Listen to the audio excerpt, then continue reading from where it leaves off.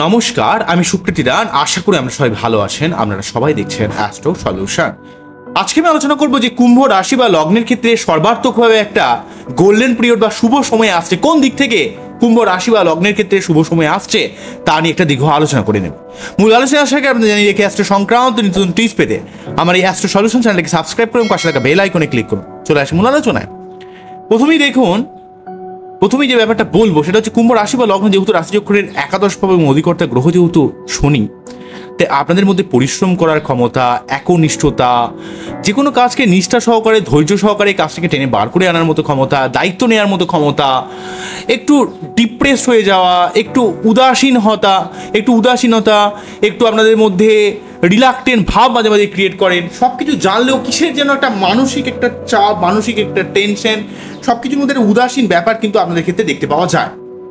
ঠিক আছে, তো অ্যাকচুয়ালি ভাবে এই কুম্ভ রাশি বা লগ্নের ক্ষেত্রে যেহেতু শনি সব থেকে শুভ গ্রহ, তাই শনি সেই সঙ্গে সঙ্গে শনির গ্রুপ পড়ার জন্য শনি, বুধ এবং শুক্রের অবস্থান অত্যন্তভাবে গুরুত্বপূর্ণ।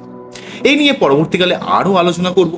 আজকে মেন যে ব্যাপারটা, যে জায়গাটা মেন বলবো সেটা হচ্ছে মেনলি গোল্ডেন পিরিয়ড কেন বলছি। তার মেন কারণ হলো, দেখুন, বৃহস্পতি দেব কিন্তু 1 মেতে রাশি পরিবর্তন করে মেষ রাশি থেকে বৃষ রাশিতে প্রবেশ করে আপনাদের রাশি বা লগ্নের ঠিক 4th হাউসে চলে যাচ্ছে।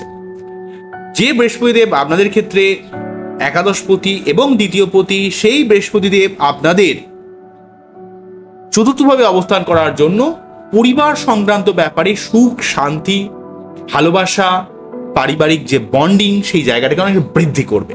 পারিবারিক কোনো রকম সমস্যা থাকলে সেটাকে নির্মূল করবে। এই সময় কোনো বাড়ি করার দিক থেকে, গাড়ি করার দিক থেকে, ফ্ল্যাট কেনার দিক থেকে, কোনো স্থাবর বা অস্থাবর সম্পত্তি ক্রয় করার দিক থেকে আপনাকে কিন্তু সর্বাত্মকভাবে অনেকটা হেল্প করানোর চেষ্টা করবে, যেহেতু 4th হাউসে বৃহস্পতিদেব অবস্থান করছে। আপনার মায়ের কোনো রকম শারীরিক অসুস্থ থাকলে সেই জায়গাটাকে নির্মূল করে দেবে। আপনার জীবনের অনেক গঠনমূলক পরিবর্তন করার চেষ্টা করবে। পরিবার কেন্দ্রিক অনেক জায়গা থেকে আপনাকে হেল্প করবে। আপনার অ্যাকচুয়ালি যেহেতু আমরা জানি যে 4th হাউস হচ্ছে আমাদের মেন্টালিটির ভাব, আমাদের মানসিক প্রসন্নতার ভাব, তাই 4th হাউসে বৃহস্পতিদেবের মতো এমন একটা শুভ গ্রহ অবস্থান করে আপনার মধ্যে মানসিকতার মধ্যে কিছুটা একটা পজিটিভ ভাব কিন্তু বিরাজ করানোর চেষ্টা করবে, পজিটিভ ব্যাপার কিন্তু দেওয়ার চেষ্টা করবে। আপনার মধ্যে একটা প্রসন্নতা, মানসিক পরিতৃপ্তি বা স্যাটিসফ্যাকশন প্রদান করার চেষ্টা করবে। এবং যেহেতু বৃহস্পতিদেব আপনাদের ক্ষেত্রে একাদশপতি এবং দ্বিতীয়পতি, যেহেতু সে একাদশপতি হয়ে চতুর্থে চলে যাচ্ছে, পরিবার সংক্রান্ত কোনো ব্যবসা বা আপনার বিভিন্ন জায়গা থেকে প্রাপ্তিযোগের সুযোগ আনতে পারে। যেহেতু সে কিন্তু অ্যাকচুয়ালি কেন্দ্রের স্থানে অবস্থান করা বৃহস্পতি যোগের এই যোগ আপনার জীবনে অনেক দিক থেকে একটা প্রাপ্তি যোগের সুযোগ নিয়ে আসতে পারে। আপনার জীবনে অর্থ লাভের সুযোগ আনতে পারে। আপনার জীবনে কোনো কর্মপ্রাপ্তি, অর্থপ্রাপ্তি, আপনার জীবনের কিন্তু সর্বাত্মকভাবে যেই কাজটা আপনি দীর্ঘদিন ধরে, যে স্বপ্ন বা যে আশা আপনি দীর্ঘদিন ধরে করছেন, সেই স্বপ্নকে আপনার কিন্তু বাস্তবায়িত করতে পারে। অন্য দিক থেকে এই বৃহস্পতিদেব যেহেতু দ্বিতীয়পতি, আপনার অর্থনৈতিক দিক থেকে অনেকটা হেল্প করবে, অর্থনৈতিক দিক থেকে অনেকটা যোগান দেওয়ার চেষ্টা করবে, আপনাকে অর্থনৈতিক দিক থেকে অনেকটা বলশালী করার চেষ্টা করবে। আপনি মুখের ভাষা প্রয়োগ করে অনেক কাজে সফল হবেন। আপনার আত্মীয় স্বজনের সঙ্গে সম্পর্কে উন্নতি হবে, কর্ম পরিবর্তন, কর্মে ইনক্রিমেন্ট হতে পারে এবং আপনার নিজের বৈবাহিক সম্পর্কের দিক থেকে কোনো রকম যদি অসুবিধা থেকে থাকে সেই সমস্যাকে কিন্তু আপনার অনেকটা নির্মূল করে দেবে। সেই সঙ্গে আপনার যেহেতু এই বৃহস্পতিদেব তার পঞ্চম দৃষ্টির মাধ্যমে অষ্টম ভাবকে প্রভাবিত করছে, আপনার বিভিন্ন রোগ জ্বালা থাকলে সেই যে রোগ জ্বালাকে নির্মূল করতে পারবেন। সার্বিক জীবনে কোনো রকম ঝামেলা থাকলে সেই ঝামেলা কিন্তু এই সময় অনেকটা নির্মূল হয়ে যাবে। আপনার কর্মক্ষেত্রে অনেক উন্নতি হবে, অনেক প্রোগ্রেস হবে, কর্মে ইনক্রিমেন্ট হতে পারে, কর্ম পরিবর্তনের সুযোগ আসতে পারে। যারা টিচিং প্রফেশনে রয়েছেন, লিডিং প্রফেশনে রয়েছেন, কোনো রকম টিচার হোক, কোনো লয়ার হোক, ডক্টর হোক বা যে কোনো ধর্মীয় কোনো গুরু হোক, তাদের জীবনে কিন্তু অনেক শুভ পরিবর্তন কিন্তু বৃহস্পতিদেব তার দশম ভাবে প্রভাবিত করে প্রফেশনাল দিকটাকে অনেকটা হেল্প করানোর চেষ্টা করবে, অনেকটা উন্নত করানোর চেষ্টা করবে। এবং সেই সঙ্গে কিন্তু এই বৃহস্পতিদেব যেহেতু দ্বাদশ ভাবের উপর দৃষ্টি প্রদান করছে, আপনার বিদেশ থেকে অর্থ ইনকাম, কোনো রকম ইউটিউব বা কোনো রকম সোশ্যাল মিডিয়া থেকে অর্থ লাভ, কোনো ফাটকা জায়গা থেকে কোনো লাভ, সঠিক কাজে ব্যয় করে জীবনে উন্নতি করা বা আপনার জীবনে কোনো সঠিক ব্যবসাতে ইনভেস্ট করা, এই ব্যাপারটা কিন্তু আপনার জীবনে অনেকটা লাভদায়ক হবে। যেহেতু বৃহস্পতিদেব আপনার দ্বাদশ ভাবের উপর দৃষ্টি প্রদান করছে, দ্বাদশভাবে বৃহস্পতিদেবের দৃষ্টি প্রদান করার জন্য আপনার ব্যয়কে সঠিক কাজে লাগিয়ে আপনি কিন্তু জীবনে অনেক দিক থেকে উন্নতি আপনার হবে। এবং সেই সঙ্গে দ্বাদশভাবে বৃহস্পতিদেব কিন্তু আপনার জীবনের সর্বাত্মকভাবে একটা গঠনমূলক পরিবর্তন করার চেষ্টা করবে, আপনার জীবনের অনেক দিক থেকে লাভ করানোর চেষ্টা করবে। আপনার যে সমস্ত জায়গায় আনএক্সপেক্টেড খরচ বেড়ে যাচ্ছিল সেই খরচটা অনেকটা কিন্তু আপনাকে কমিয়ে দেবে, ব্যয়কে কিন্তু অনেকটা সংকোচন করে দেবে, সঠিক জায়গায় আপনাকে ব্যয় করাবে, যেই ব্যয়টা আপনার জীবনে লাভদায়ক হবে। বুঝে গেল কি বললাম? তাহলে বৃহস্পতিদেবের দিক থেকে কিন্তু আপনি এতগুলো জায়গাটা, অর্থাৎ পরিবার কেন্দ্রিক জায়গায়, মায়ের দিক থেকে, এমনকি আপনার পরিবারে কোনো রকম শুভ অনুষ্ঠান বা মাঙ্গলিক কোনো কাজ কিন্তু সম্পন্ন হতে পারে।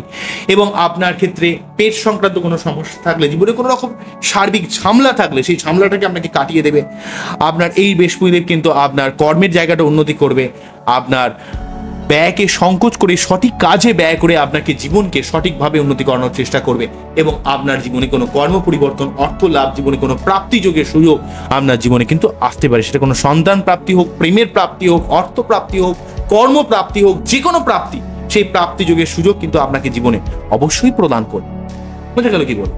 নেক্সট যেটা বলবো সেটা হচ্ছে শনিদেব যেহেতু আপনাদের লগ্নপতি বা রাশিপতি, সে যেহেতু লগ্নে অবস্থান করছে বা রাশিতে অবস্থান করছে, আপনার মধ্যে একটা পরিশ্রম করার ক্ষমতা, একটা স্ট্রং মেন্টালিটি, মুঝে কুছ করনা হয়, এই ধরনের একটা মেন্টালিটি কিন্তু বিরাজ করবে, যার জন্য আপনি কিন্তু এই মানসিকতা, এই কঠোর মানসিকতার দ্বারা জীবনে অনেক কাজে কিন্তু সফল হবে।